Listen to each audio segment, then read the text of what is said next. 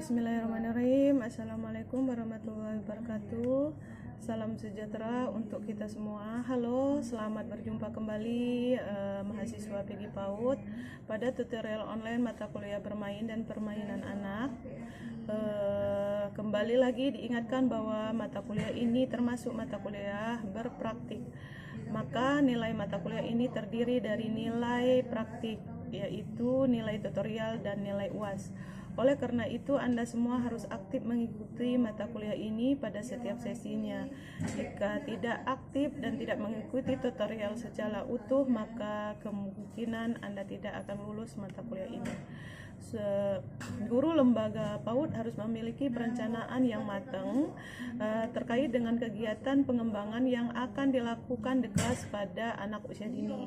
Kegiatan pengembangan dilakukan melalui kegiatan bermain yang menyenangkan dan penuh sukacita.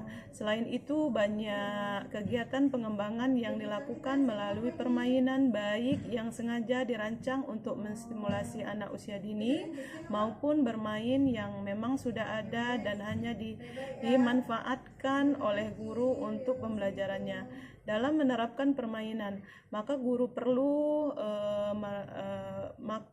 perlu merancang strategi yang dianggap paling efektif dan efisien dalam pencapaian tujuan pembelajaran. Setelah selesai mempelajari materi pada modul 10 dan selesai mengikuti kegiatan tuton sesi 6 ini, diharapkan Anda akan mampu menjelaskan penerapan dan prosedur pembelajaran terpadu dalam kegiatan bermain sesuai perkembangan pada anak usia dini.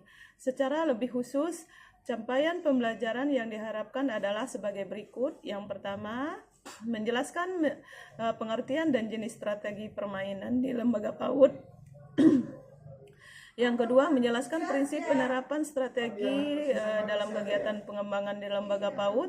Yang ketiga, mengidentifikasi kelebihan dan kelemahan penerapan strategi.